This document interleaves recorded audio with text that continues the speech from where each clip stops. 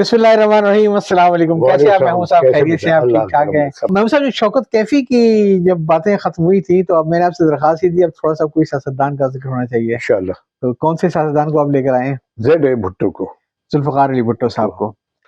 और इत्तेफाक से कल ही यानी अभी 24 घंटे बमुश्किल हुए हैं, सुप्रीम कोर्ट की भुट्टो केस पर वजाहत भी आ गई है।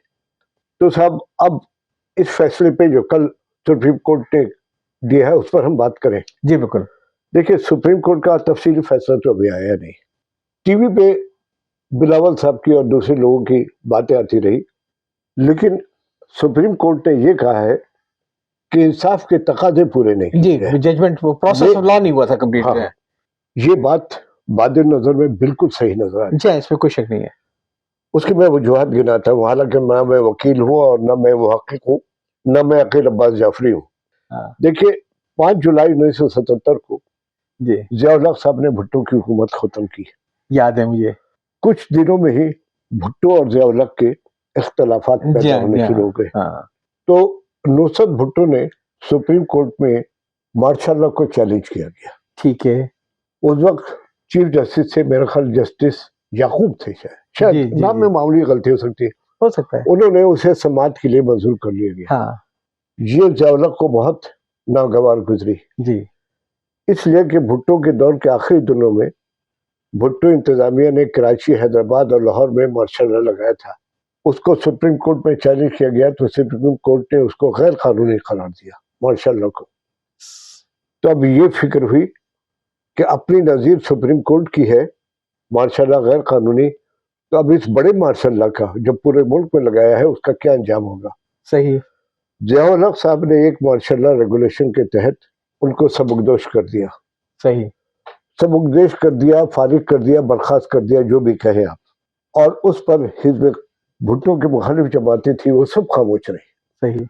हालांकि इफ्तिखार चौधरी को जब परवेज मुशर्रफ ने बर्खास्त किया तो इन पार्टियों ने एक तूफान खड़ा कर दिया। वो जायज था, लेकिन 12 मई का वाक़या जो लेकिन उस वक्त कुछ नहीं कहा जी, इसलिए कि उन पार्टियों की गले में अटका हुआ था भुट्टो। सही।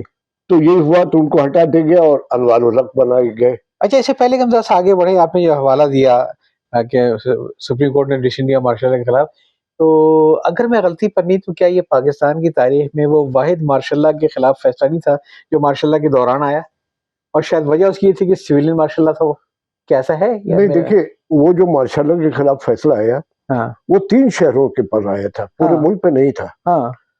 कराची, लाहौर, हैदराबाद पर, उस पर मार्शल लॉ के खिलाफ आया था।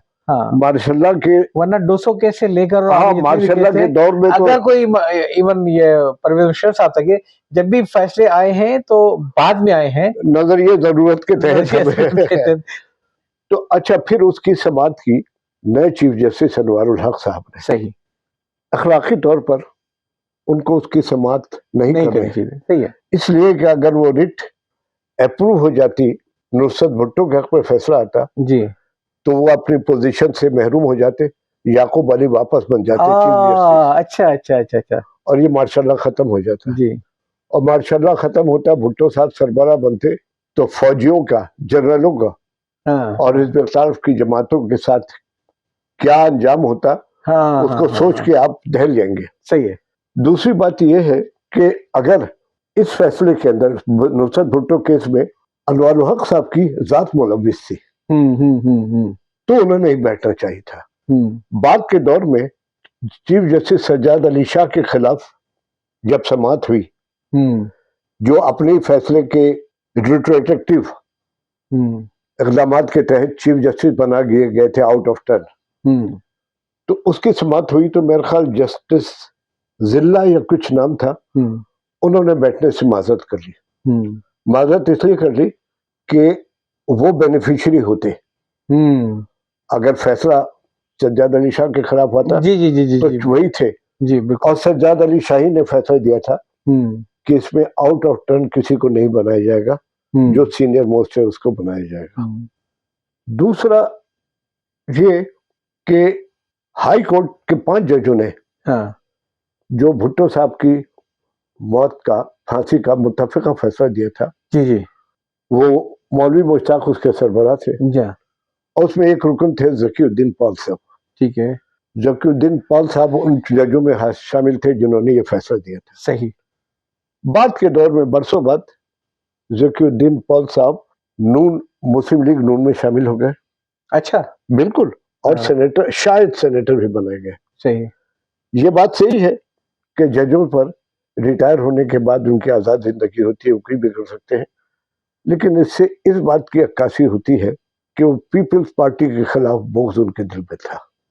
बहुत मज़े के साथ आज भी मैं देख रहा हूँ जुडिशरी में इस तरीके से एक तक़सीम बड़ी वाज़ेह नज़र आ रही है बिल्कुल और है। जिसकी मैं वाज़ेह मिसाल दूँगा कि इस वक़्त हमारी जो सुप्रीम कोर्ट, पंजाब के हाई कोर्ट वग़ैरह वो कहीं और जा रही है और जो पख्तूनख्वा की जो हाई हाँ, कोर्ट है, हुँ। उससे एक बिल्कुल डिफरेंट स्टैंस लिया हुआ है। वो तमाम आईनी इदारों को ये चैलेंज भी कर रही है, आर्ग्यू भी बात कर रही है। दरअसल ये है कि भुट्टो दौर से जी। उन लोगों को जज बनाया जाना शुरू कर दिया हुँ, जो उसके अहल नहीं थे। सही।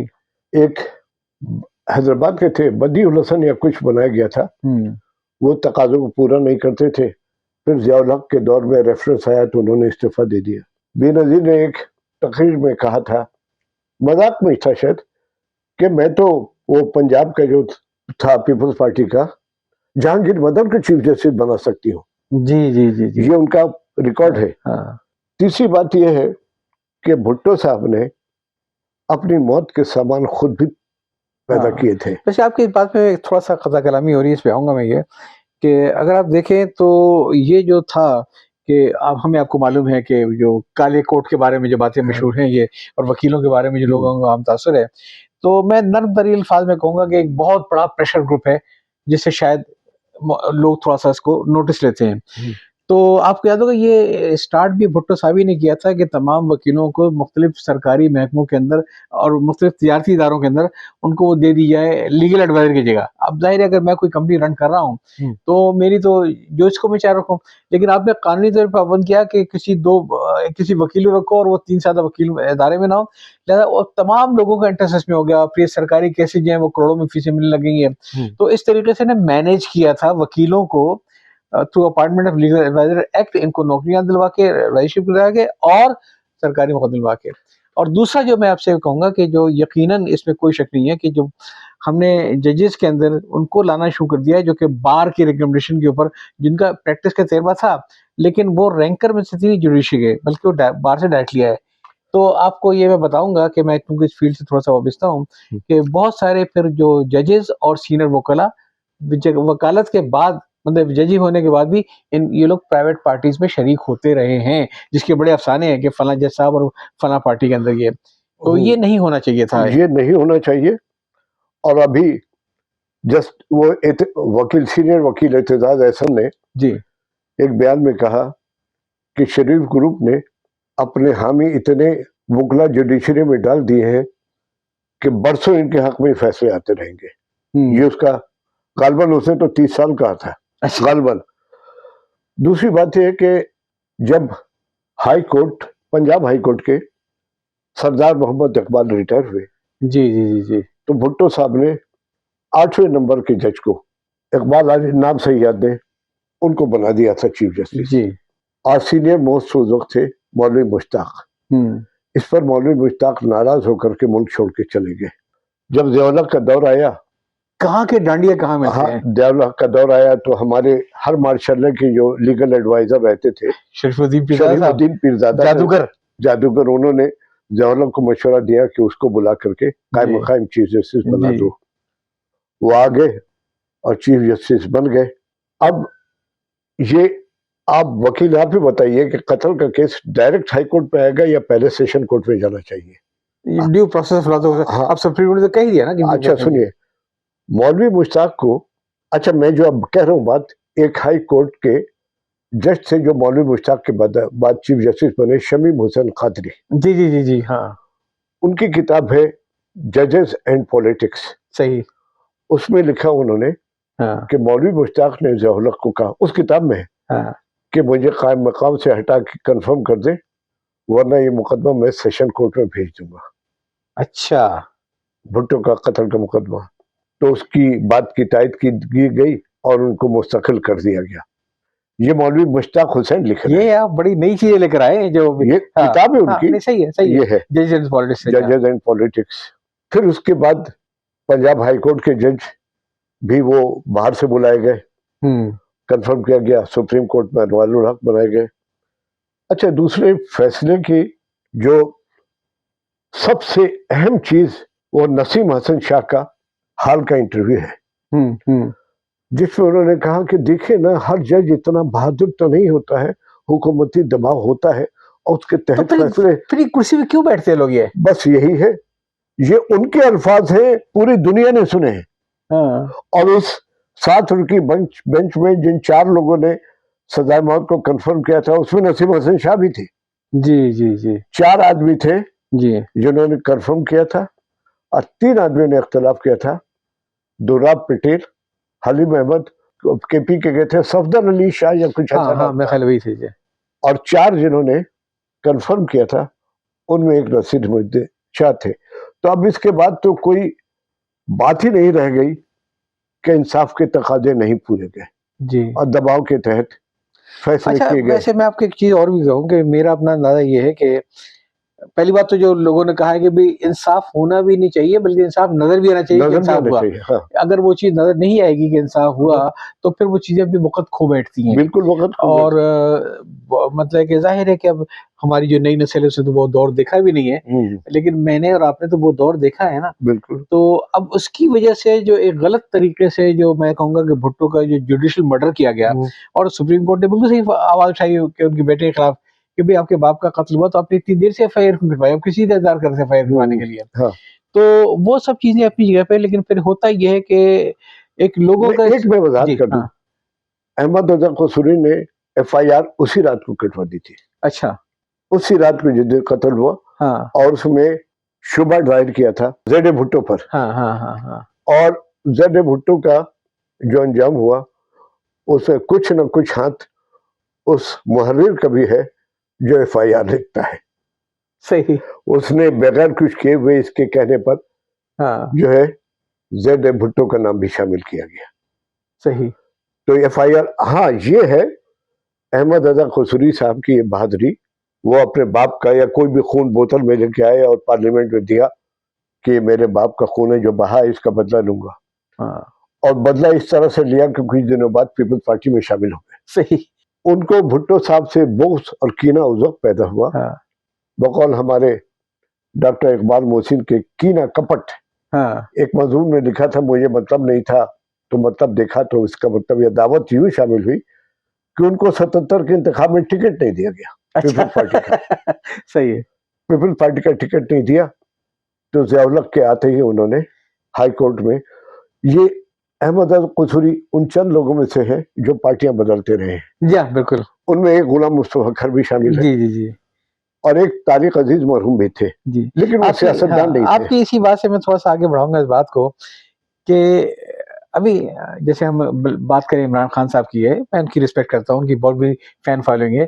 ان سے جو سب سے بڑی جو سمجھتا ہوں کہ سیاسی غلطی ہوئی تھی جس نے آج ملک کو اس حال پہ پہنچا دیا کہ انہوں نے بھٹو مرحوم سے کوئی سبق نہیں سیکھا. اور وہ سبق یہ تھا کہ یہ ایف آئی آروں کو, یہ مقدموں کو ہلکا نہ لیں, اور جب آپ بیٹھے ہیں تو اس کا اسپیڈی ٹرائل کرواتے ہوئے ان کو کسی منطقی انجام تک لازمی پہنچا دیں. ابھی جتنے بھی کیسز بعد میں کھلے ہیں وہ جو ہم نے ٹالے, جو بھی کیسز تھے صحیح تھے غلط تھے, توشہ خانے کا کیس رہا تھا یا کوئی بھی کیس تھا, سب سے بڑا جو میں سمجھتا ہوں کہ جو انٹرا پارٹی الیکشن وغیرہ کا, اس کو عمران خان کو چاہیے تھا کہ بہت جلد تیزی کے ساتھ اس کو, سب سے بڑا فارن فنڈنگ کیس, تو وہ سب مینج ہو جاتے ہیں, ہینڈل ہو جاتی ہے. ایک کیس جو فارن فنڈنگ ہے وہ اس میں جان ہے, وزن ہے. باقی عدت کے دوران نکاح وہ تو فضول ہے, بےہودہ کیس ہے. اور توشہ خانے کی چیز, ارے بھائی اس نے پیسے, میں وہی کہہ رہا ہوں کہ آپ کو معلوم ہے نا کہ فارن فنڈنگ کیس کتنے سے چلا تھا. ٹھیک ہے, اس کو اگر صحیح طریقے سے پیش کرتے اور ایکسپیڈی ہونے دیتے, فیصلہ اگینسٹ آتا, اپیل میں جاتے, کہیں نہ کہیں جا کے چیزیں سیٹ ڈاؤن ہو جاتی ہیں.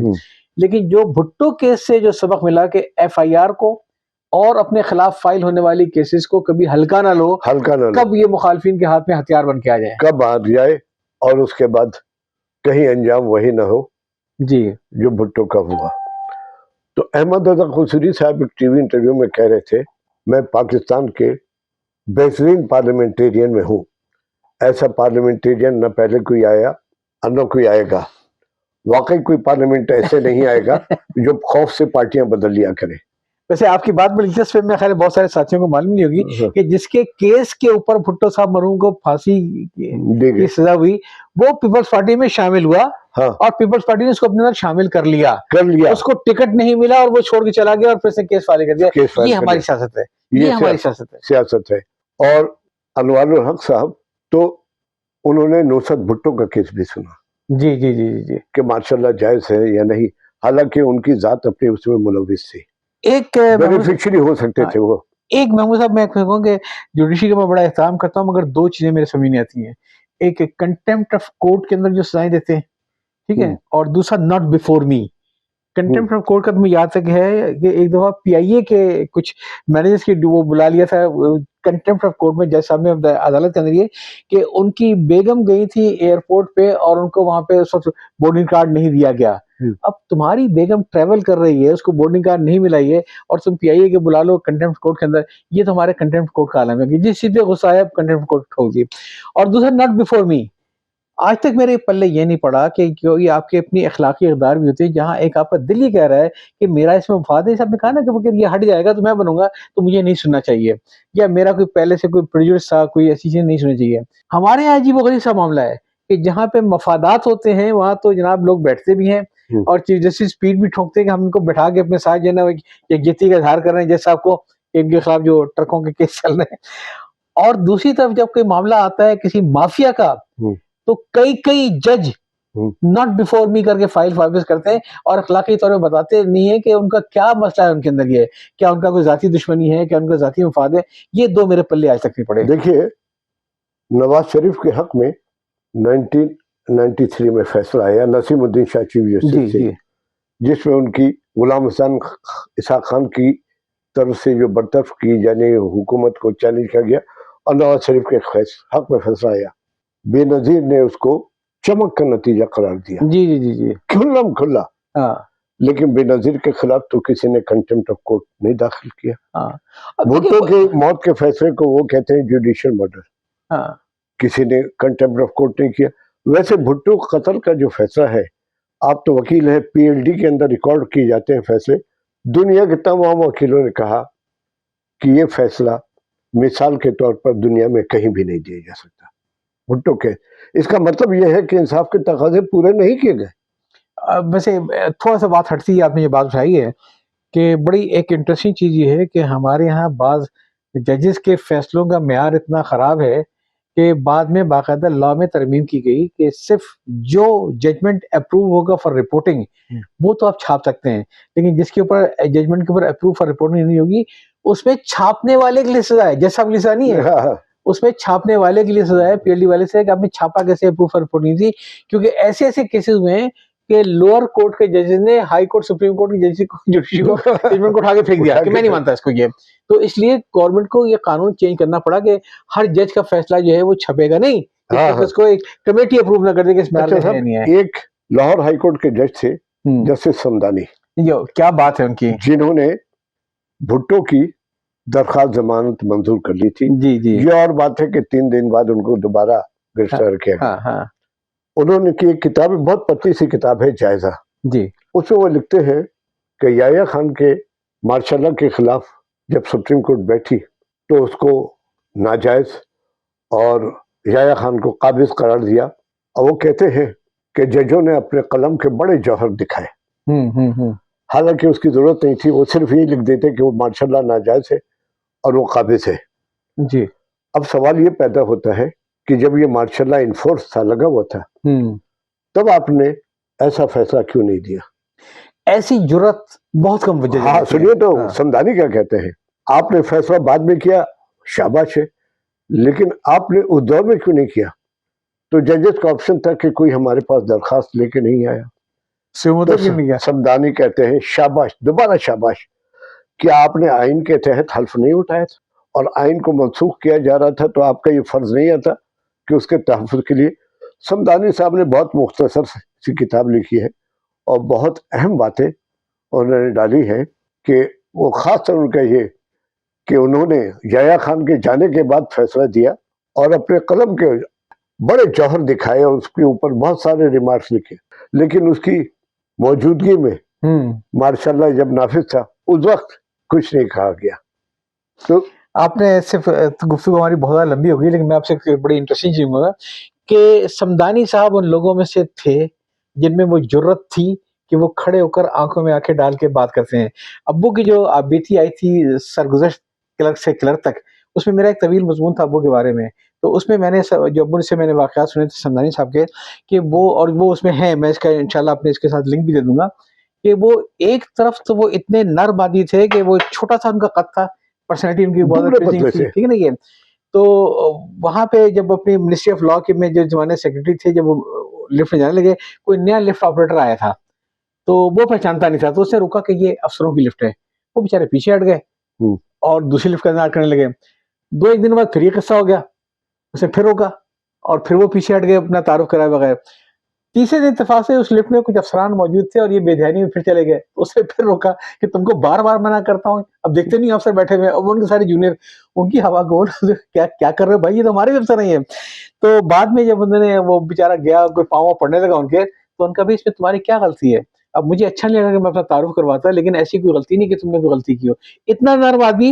اور دوسری طرف ابو نے بتایا یہ کہ وہاں پہ کیبنٹ کے مطلب کہ میٹنگ بلائی تھی ضیاء اللہ صاحب نے، یہ بالکل میں بتانے والا تھا جی تو اس میں انہوں نے غصے کے عالم میں کہا تھا بیوروکریسی کے لیے کہ ان میں سے چند ایک کی اگر پتلونیں اتروا دی ہیں تو سب ٹھیک ہو جائیں گے. تو وہ سمدانی صاحب کھڑے ہوئے فوراً کہ جناب یہ آپ کے جرنیلوں کی پتلونیں اتروائی جائیں. یہ لکھا بھی ہے انہوں نے. جی جی جی جی بھٹو ضیاء الحق صاحب نے عموماً وہ غلط زبان استعمال نہیں کرتے تھے، لیکن وہاں پر کی کہ میں سیکرٹریز کی پتلونیں اتار کے یوں کروں گا تو سمدانی کھڑے کہ انہوں نے بولا کہ آپ کا جنرلوں کے متعلق بھی یہ اقدام کب کر رہے ہیں جو نہیں کیا. جی جی بالکل بالکل. ضیاء الحق نے کہا کہ آپ ان کا نام نہ لیں. نہیں بولا آپ بعد میں مجھ سے ملیے گا. یہ کتاب کہہ رہی ہے. چائے وائی ہوئی جب ملے اکیلے میں تو ضیاء الحق نے کہا کہ آپ یہاں سب لوگ موجود ہیں، دوبارہ اجلاس بلاتے ہیں، آپ اپنے الفاظ واپس لیں. سمدانی سے کہا، سمدانی سے نے کہا کہ آپ نے مجھ سے پہلے آپ نے سیکرٹری کو کہا تھا پہلے آپ اپنے الفاظ واپس لیں پھر میں اپنے الفاظ واپس لوں. ایسے لوگ تو جس پر وہ ظاہر ہے ضیاء الحق تیار نہیں ہوئے اور اس نے میرے الفاظ واپس لے لیے. لیکن ایک جملہ اس نے آگے لکھ دیا کہ اس بات کا کریڈٹ ضیاء الحق کو جائے گا کہ میری اس بغاوت کے باوجود مجھ پر کوئی غلط اقدام نہیں کیا گیا اور نہ اس کا کوئی. یہ دیکھیں یہ تو قصہ اتنا دلچسپ ہے کہ ہم جو شاید گھنٹوں بیٹھے رہے، اسے ہمیں روکنا بھی کنکلوڈ کرنا ہے. یہ جو فیصلہ میں خود لوگوں میں سے قائل ہوں، سمجھتا ہوں کہ میں اس کو مرڈر تو نہیں کہوں گا لیکن کہوں گا ڈیو پروسیس لا نہیں تھا یہ نہیں تھا. لیکن جب غلط فیصلے ہوتے ہیں تو سب چیزوں پہ پانی پھر جاتا ہے. بالکل. دیکھیں میں بھٹو صاحب میں سمجھتا ہوں بہت بڑے جینیس ہے، کوئی شک نہیں ہے. وہ کرزما جو میں نے پاکستان میں دیکھا ہے، اسے بھٹو میں دیکھا ہے، بے نظیر میں دیکھا ہے اور تیسرے میں نے عمران خان میں دیکھا ہے، جو اپنے آپ کو لوگوں کو پبلک کو اپنے اٹریکٹ کر سکتے تھے. بہت بڑا کریڈٹ تھا کہ 93,000 لوگ وہاں پہ جنگ ہندوستان میں قید تھے، ان کو لے گیا، سب کچھ ہے. لیکن یہ جو جس طریقے سے ان کو سزا دی گئی اور جتنی سخت سزا دی گئی، اس نے وہ ساری چیزوں پہ مٹی پھیر دی کہ کس طریقے سے آتے ہی ایک ہی تقریر میں 1300 بیوروکریٹ فائر کر دیے گئے بجائے کوئی نوٹس دیے بغیر اور کوئی وجہ بتائے بغیر. سمپل یہ کہ چونکہ میں سول مارشل اللہ ہوں تو لہٰذا یہ کہ اگر میری نواب شاہ میں پوسٹنگ تھی، کسی نے ڈی سی نے غلطی کی تھی ہے تو نکالو. اور دوسرا سب سے بڑا یہ کہ صاحب دور تو آپ نے بھی دیکھا ہے، میں نے دیکھا ہے، جے رحیم کے ساتھ کیا کچھ نہیں ہوا اس دور. جے رحیم کے ساتھ معراج محمد خان کیا کچھ نہیں ہوا، مولانا طفیل احمد کے ساتھ کیا کچھ نہیں ہوا. یہ اب وہ ساری باتیں چلی گئیں. لیکن آخر میں تو یہ کہوں گا کہ بعض اوقات یہ ہوتا ہے کہ انسان کو کسی ایسے جرم بے گناہی میں سائے موت مل جاتی ہے جو اس نے سرزد نہیں کیا تھا. ایک جیلر نے بتایا یہ کہ ہمیں سب کے چہروں سے معلوم ہوتا ہے کہ اس نے جرم کیا تھا نہیں کیا تھا. ایک ایسا بندہ ملا جو آخر وقت تک کہتا تھا کہ میں نے جرم نہیں کیا پھانسی پانے سے پہلے، لیکن اس کا چہرہ کچھ اور بتاتا تھا. تو پھر اسے مرنے سے پہلے کہا کہ میں نے یہ جرم تو نہیں کیا تھا، لیکن دوسرے بہت سارے لیکن کہہ رہے ہیں اس سے پہلے مجھ سے ایک مرڈر ضرور ہوا تھا جو دنیا میں کسی کو نہیں معلوم کہ میں نے مرڈر کیا تھا. یہ تو بعض اوقات اسی دنیا میں عبد الکریم عابد ایک صحافی تھے، ایڈیٹر بھی رہے، ان کی کتاب ہے قصہ آدھی صدی کا. جی بہت دلچسپ کتاب ہے وہ.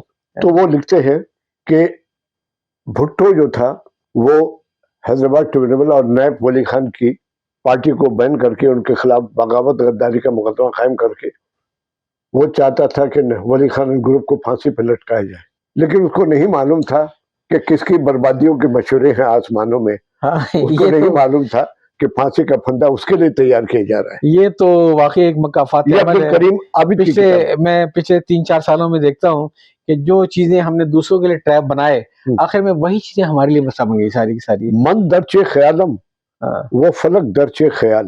ایک دوسری کہاوت بھی ہے، صحیح یاد نہیں آ رہی، یہ مفہوم یہی ہے، جو دوسروں کے لیے گڈھا کھودتا ہے وہ اس میں تو پیش چار درپیش ایسا کچھ ہے. تو محمود صاحب بہت مزیدار گفتگو رہی ہے، جہاں کہ ہمارا وہ والا تو ابھی نہیں آ سکا کہ کتابوں کے آئینے میں، لیکن یہ اس کی تمہید یا اس کی ٹیزر ضرور ہے کہ جہاں ہم نے پاکستان کے جوڈیشل سسٹم کو اور ہم اس کے ججمنٹ کو بھی غلط سمجھتے ہیں. ٹھیک ہے، انصاف کے تقاضے پورے نہیں ہوئے، اور بس یہ ہے. اور آپ یہ دیکھیں کہ پاکستان اس کے بعد سے کتنا عالمی تنہائی کا شکار ہوتا چلا گیا اس فیصلے کے بعد سے. چین نے زور ڈالا کہ یار کیا کر رہے ہو بھائی، غائب کر دو، ہم بھی تو غائب کرتے نہیں ہیں. سعودی عرب نے، چین نے، سعودی عرب نے ہم سب کو ناراض کر دیا کہ ہم اپنی مانیں گے. اس کے ساتھ ہی میرا خیال ہے اجازت لی جائے. یہ پروگرام بھٹو صاحب کے ججمنٹ کے حوالے سے ہم یہیں پہ ختم کرتے ہیں، اور اب انشاءاللہ ملیں گے رمضانوں کے بعد، عید کے فوراً بعد پھر ملیں گے. گر خدا لایا زندگی کر رہی تو اب تو جاتے ہیں بتکدے سے میر. یہ بتکدہ نہ کہ یہ کتاب خانہ ہے. پھر ملیں گے گر خدا. آپ چلتے ہیں میں بتکدہ کیا کہ ہم بھی اس کا حصہ ہی ہے. اچھا تو اجازت چاہتا ہوں جناب، اللہ حافظ.